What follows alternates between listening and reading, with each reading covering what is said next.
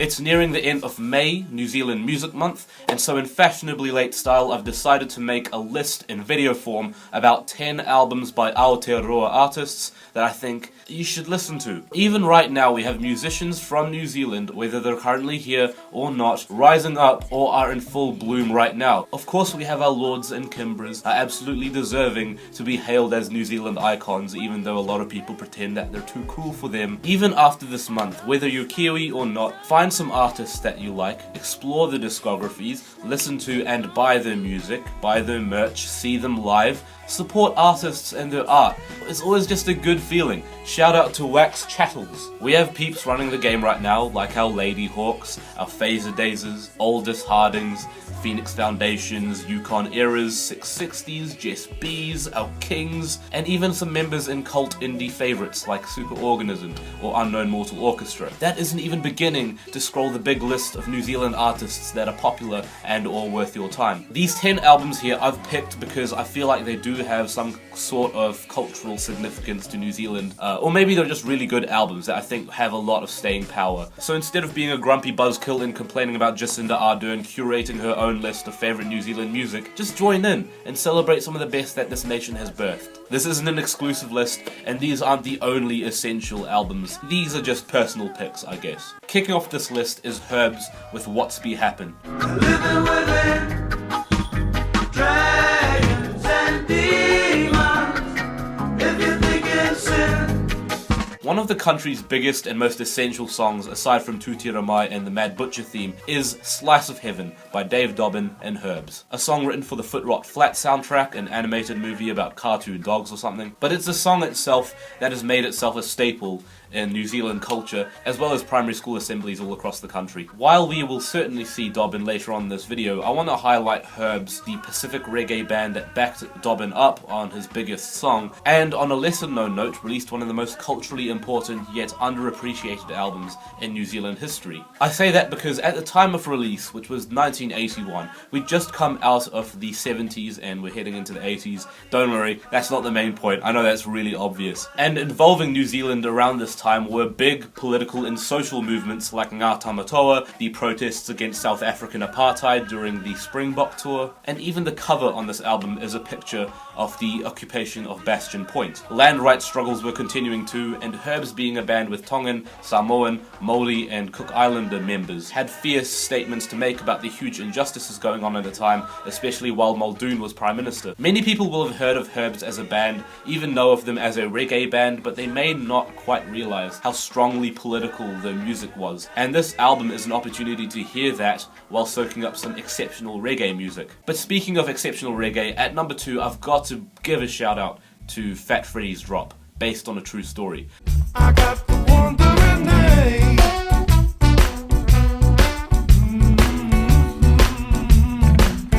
The album as a whole is incredibly ambitious, spanning an hour of layered and lush dub, soul, reggae fusions, but at the same time it is so easy on the ears. Infectious grooves, a lot of great band chemistry that just puts a smile on your face. It all floats on by so quickly that you won't notice that the album version of Wandering Eye is 10 minutes long. I can't even begin to put into words how much of a masterpiece that track is, and before I ramble on any longer, let's go on to number 3, Patea Māori Club with Patea.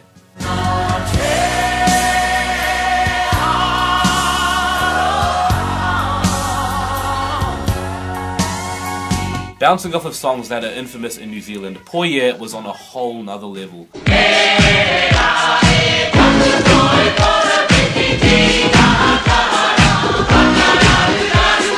But not as many will have listened to the entire album that it's on, and I think that's a shame because Patea Māori Club represents some of the best that Dalvania's Prime had to offer. An iconic musician, or one that deserves to be considered iconic, who is far more seminal to New Zealand music than one may realise. His record label Maui focused on bringing together traditional Māori song or waiata with 80s synth pop. It was like connecting the roots of New Zealand music to what was modern at the time. And in a way, the synthesizer sounds may sound dated, but at the same time, this music just still sounds incredibly timeless. The songs themselves are just beautiful, even a little tear-jerking at times. Versions of waiata here like He Konera deserve to be celebrated as much as the title track, in my opinion. I couldn't deny Split Enz their credit, and Neil and Tim Finn, while they would later go on to form Crowded House, who also have a bit of significance, I still have to give it to Split Enz because they created some awesome albums that were just part of the new wave movement. I was really spoilt for choice on this one, and I honestly feel like it's an offense to have to pick one when you have choices like the absolutely wacko Mental Notes that I think would totally capture the hearts of people who love that absurdist Zolo pop like The Residents or the Cardiacs. And then we have like this straight up just synth pop jam after synth pop jam, True Colours. But I think I would have to highlight Time and Tide because it has one of New Zealand's best songs. I think it is one of the best songs ever, and it is 6 months in a leaky boat. I just spent 6 months in a leaky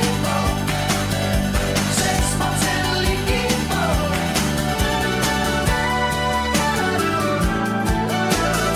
A song all about the wonder of discovering the land of the long white cloud. Not so much about the ugly colonization violence thing that happened after, but more about the actual act of discovering New Zealand as a land. It just brings to mind this uplifting sense of wonder and discovery. Is there a better pop song to represent New Zealand? I don't know. You tell me. And before you scold me, telling me that Dave Dobbyn had that title on lock already, don't worry, I think that's a very valid statement too. Dobbyn isn't just an iconic singer-songwriter for New Zealanders, he's also a very good one too. And while again I am spoilt on choice for picking the best Dave Dobbyn album, I was giving a whole bunch of them a listen recently, and I have to say, The Islander is his best one. Now, if you've been waiting too long.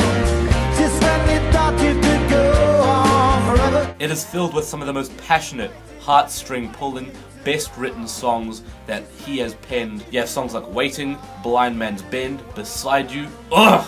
So good. But now we gotta move on to the rock music, the guitar music, the stuff that is apparently real music. Rock music in New Zealand isn't very difficult to come by, and a lot of the pop rock stuff is respectable, but I think we've got to credit rock music in the 90s for New Zealand. There's no shortage of great hits that came around that time. The Muttonbirds and the Exponents are two big examples, especially the latter, whose lead singer famously doesn't know why love had to do it to him. Through what I've listened to, New Zealand alt-rock never quite reached a height as monumental as Shihad did, in my opinion.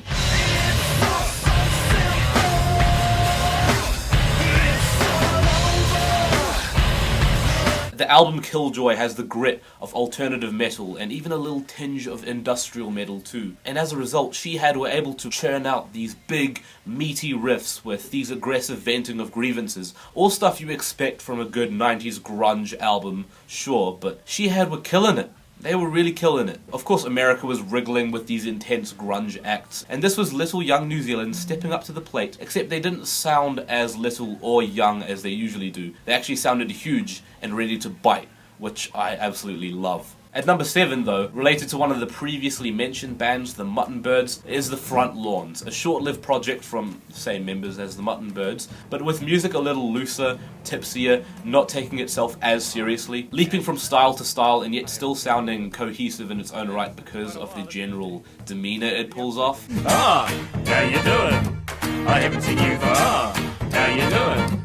I haven't seen you for I like this album a fair bit, but it is just so distinctively Kiwi. The casual, colloquial language, the general laid-back and friendly demeanour. It's just a good chuckle in the form of music that is quite skippy, light, catchy, and humorous to listen to.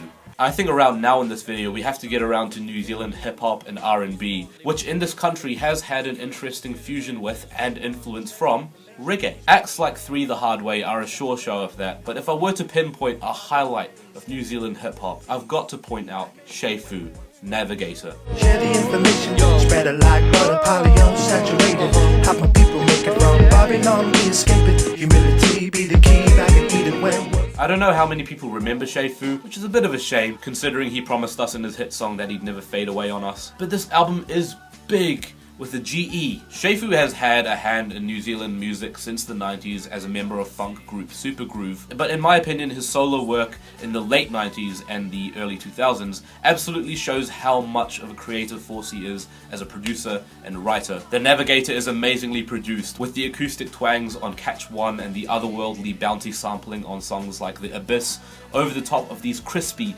hip-hop boom-bap beats. It is soulful magic ready to be absorbed. Now the last two albums on this list that I've decided to highlight are ones that I think represent the best of experimental music that comes from New Zealand. And while experimental music may not necessarily be one of New Zealand's biggest cultural contributions, I still think that there are fantastic artists out there waiting to be recognized by bigger crowds. So at number 9, I have to put down one of the most beautiful ambient albums I've heard, Rhian Sheehan's Standing in Silence.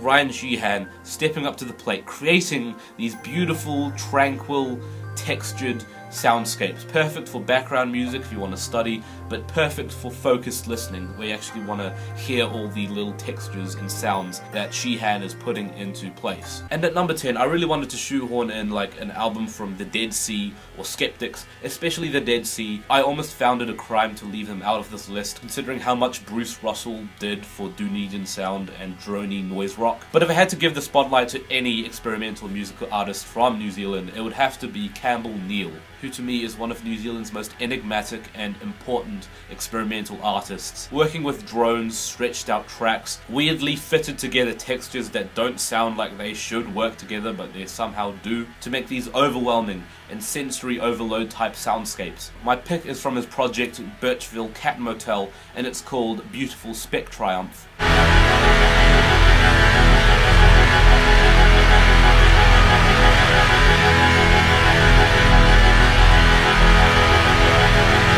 An electroacoustic release to buzz at your ears abrasively and absolutely give you, as I said, that sensory overload. This album is Neil being a forward-thinking and creative artist that I feel like New Zealand nearly doesn't deserve, but I'm not complaining either. This guy is phenomenal. And those are my 10 picks for essential New Zealand albums. Thank you for watching first off, but secondly, if you have any other artists and albums from New Zealand that you think are also worthy of being considered essential, please let me know in the comments below or DM me. Just don't send me death threats or something. This has been Ricky Lai. Stay hydrated. Screw Jordan Peterson, and I'm out.